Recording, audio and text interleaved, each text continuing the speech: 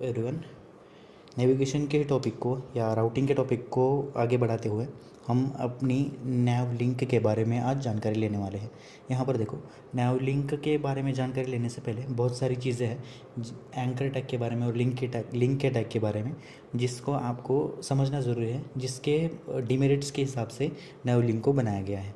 अब देखो, anchor tag में हमें क्या करना पड़ता है, HREF लिखना पड़ता है। जो भी आपको लिंक के ऊपर रिडायरेक्ट होना है वो यहाँ पर आपको लिखना पड़ता है। ऑलराइट, तो ये होने के बाद देखो, हर बार जब भी आप इसके पर्टिकुलर लिंक के ऊपर, जैसे कि अबाउट का पेज है, सपोज अबाउट का एक हमारा पेज है, अगर इसके ऊपर क्लिक करोगे आप तो ये रीलोड हो जाएगा।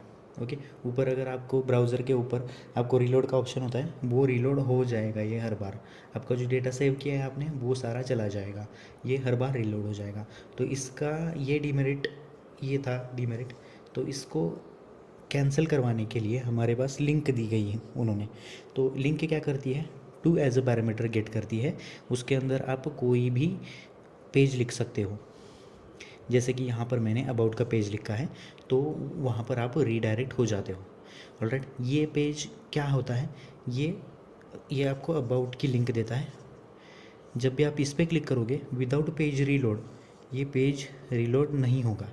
विदाउट पेज रीलोड और आपका डेटा कोई भी लूज़ नहीं होगा, उसके हिसाब से ये काम करता है। ऑलराइट, तो वो होने के बाद देखो, अब ये दो चीज़ें यहाँ पर डिफरेंट है। अगली चीज़ क्या है, नैव लिंक, जो कि इसका अगला वर्जन है।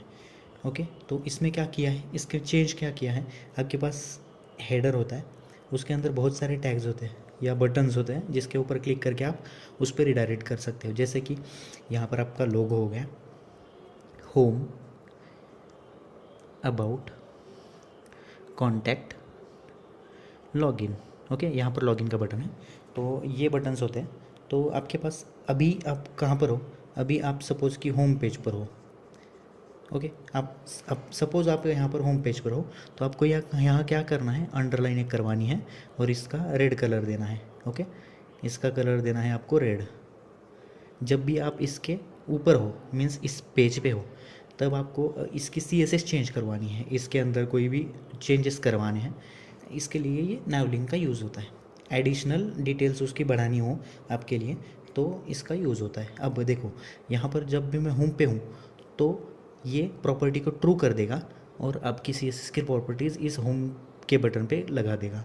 अब इसके ऊपर से हटकर हम अगले के ऊपर जाएंगे, जैसे कि अबाउट के ऊपर जाएंगे, तो अगर आपको यहाँ पर अंडरलाइन आनी चाहिए, यहाँ पर अंडरलाइन आनी चाहिए, यहाँ की अंडरलाइन चली जानी चाहिए, उसके बाद यहाँ का कलर रेड हो जाना चाहिए और यहाँ पे अल्टरनेटली ब्लू कलर हो जाना चाहिए जैसे पहले था। ओके, तो ये ट्रू, ये फॉल्स हो गया, यहाँ की प्रॉपर्टी यहाँ की ट्रू हो गई। तो इस पे CSS, सारे CSS आप इस पर लगा सकते हो। ये अगर आपको करना है तो नैव लिंक का यूज़ करके आप उसको कर सकते हो। बहुत सारी चीज़ें हैं, उनका यूज़ करके आप यहाँ पर चीज़ें करवा सकते हो नैव लिंक के अंदर, लेकिन ये मैंने बहुत ज़्यादा यूज़ होने वाला एग्जांपल लिया है। तो ये क्या करवाता है, ये एडवांस वर्जन है लिंक का, जो कि आपको CSS की प्रॉपर्टी चेंज करवाने में या CSS की प्रॉपर्टीज़ को जो आपके मन में है उस प्रॉपर्टीज़ को लगवाने में पर्टिकुलर बटन के क्लिक पे आपको मदद कर देता है नेविगेशन के अंदर। सो हम डायरेक्टली हमारे कंप्यूटर की विंडो पे जाएंगे और देखेंगे कि कैसे ये वर्क करता है। तो हम आ चुके हैं हमारे कंप्यूटर की स्क्रीन पे। ये हमने पहले प्रोजेक्ट क्रिएट किया था, अगर ये आपने नहीं देखा है तो देख सकते हो। यहाँ पर ये क्या हो रहा है, होम पेज पे जाऊँगा तो होम पेज का एक हमने जो फंक्शन क्रिएट किया था कंपोनेंट, उसको कॉल किया है। उसके बाद अबाउट के पेज पे अबाउट का कंपोनेंट और कॉन्टैक्ट्स के पेज पे कॉन्टैक्ट का कंपोनेंट यहाँ पर कॉल किया है। अब ये चेंजेस कुछ नहीं कर रहा है। यहाँ पर देखो, मैं जब भी क्लिक करता हूँ इसको तो ये कोई चेंजेस नहीं करता है, सिर्फ रेड होता है थोड़ी देर के लिए, उसके बाद वापस वही कलर आ जाता है जो पहले था। अब ये चेंजेस हमें करने होते हैं। हमारे जो बेसिक बड़े बड़े प्रोजेक्ट होते हैं ना, उसमें ये चेंजेस आपको करने पड़ते हैं। अब यहाँ पर देखो, लिंक के टैग के अंदर हमने ये चीज़ें ली थी टू करके। अब यहाँ पर नैव लिंक हम यूज़ करके देखेंगे इसी प्रोजेक्ट के अंदर। आपने देखा है बेसिक कैसे वर्क होता है, अब डायरेक्टली हम देखेंगे कि नैव लिंक लेके हम इसको कैसे ले सकते हैं। अब ये लिंक मैं कट कर देता हूँ, डायरेक्टली यहाँ पर जाके कट कर दो तो ये ब्लैंक दिखेगा आपको, डिलीट कर दो इसको।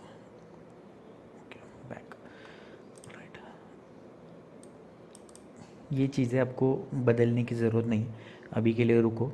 नैव लिंक डायरेक्टली यहाँ पर डालो। नैव के अंदर सारे टैग्स यहाँ पर आपके आने वाले हैं, नेविगेशन के टैग्स सारे। अब यहाँ पर नैव लिंक मैंने ले लिया, इसको स्पेस दबाकर नैव लिंक को आप यहाँ पर लेके आओ। कहाँ से लेके आ रहा है नैव लिंक? रिएक्ट राउटर डॉम से।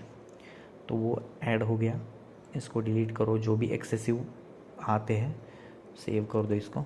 अब देखो लिंक की जगह वही नैव लिंक, ये हो गया। अब ये नैव लिंक तो है, बाकी टू भी सेम ही है, जो भी आप टू यूज़ करते हो ना वही है। टू को आपको छेड़ना नहीं है। यहाँ पर कंट्रोल सी करो, control we, okay, control we. यहाँ पर जो भी आपको टैग्स लगते हैं, जितने भी टैग्स आप यहाँ पर या लिंक आप यहाँ पर चूज़ करना चाहते हो वो यहाँ पर लिख सकते हो। उसके बाद नैव लिंक यहाँ पर ऐड कर देते हैं हम।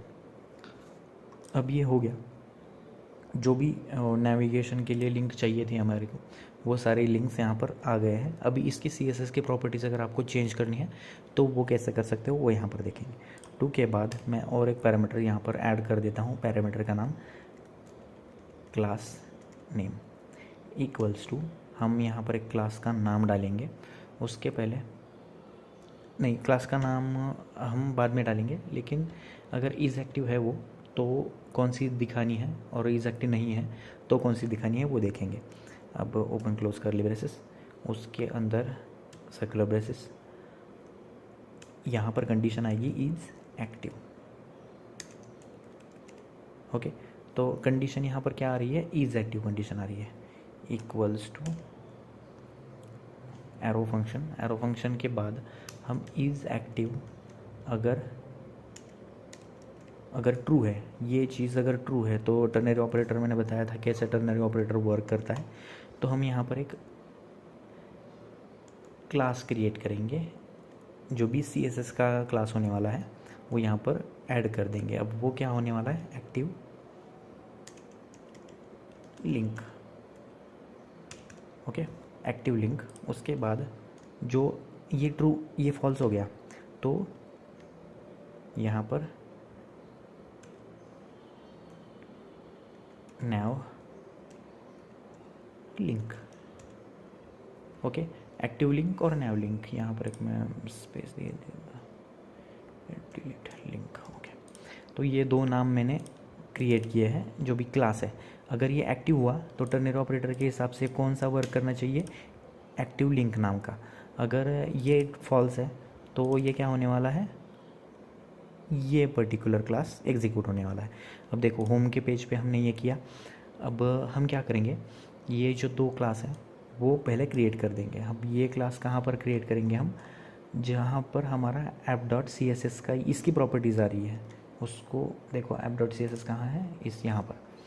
अब यहाँ पर मैं दो क्लासेस क्रिएट कर देता हूँ। पहला क्लास हमारा है dot control we active link open close curly braces. उसके अंदर हम इसका कलर ब्लू डालेंगे, कलर ब्लू डालेंगे। ओके, और उसके बाद हम फॉन्ट वेट कितना डालेंगे? डायरेक्टली बोल्ड कर देंगे। ओके, बोल्ड कर दिया फॉन्ट वेट। अब इसके बाद हम क्या करेंगे, अब ये नॉर्मल है, नैव लिंक नॉर्मल है और ये एक्टिव लिंक यहाँ पर ब्लू हो रही है और बोल्ड हो रही है। इसको सेव कर दो। जब भी हम उस पर्टिकुलर लिंक पे होने वाले हैं, कहाँ पर? इस पर्टिकुलर लिंक पे होने वाले हैं, तो ये क्या होने वाला है? एक्टिव लिंक नाम से इसको स्टेटस देने वाला है एज अ क्लास। तो एक्टिव लिंक हमने वहाँ पर क्रिएट की है। इसको सेव करो, यहाँ पर आओ, देखो ये जब भी मैं होम पेज पे हूँ तभी इसका कलर चेंज हो रहा है। किसका? होम, पर्टिकुलर होम बटन का। अब इस पे आ रहा हूँ तो देखो इसका कलर वही हो रहा है जो डिफ़ॉल्ट उसका था। अब मैं सारी प्रॉपर्टीज़ जो हैं ये सारे हमारे नेविगेशन को दे दूँगा। इसके ऊपर आओ कंट्रोल वी, इसके ऊपर आओ कंट्रोल वी। ओके, तो ये अगर मैं सेव कर दूँगा, इसके ऊपर आऊँगा तो देखो अभी मैं अबाउट के पेज पे हूँ, तो ये पर्टिकुलर अबाउट की लिंक ब्लू और बोल्ड हो रही है। उसके बाद कॉन्टैक्ट अस पे जाऊँगा तो ये कॉन्टैक्ट अस की ये पर्टिकुलर पेज या लिंक ब्लू हो रही है। तो कहीं जहाँ पर भी मैं जाऊँगा वही डार्क होने वाला है और बोल्ड होने वाला है, ब्लू होने वाला है, बोल्ड होने वाला है। तो ये बहुत सारी जगह पे आपने देखा होगा कि जिस भी पेज पे आप होते हो उस पेज की पर्टिकुलर जो लिंक ऊपर है वो डिफरेंट फ़ॉन्ट की हो जाती है या डिफरेंट कलर बैकग्राउंड उसका हो जाता है। तो यही है how to change your particular CSS in the nav link. Thank you for watching this video.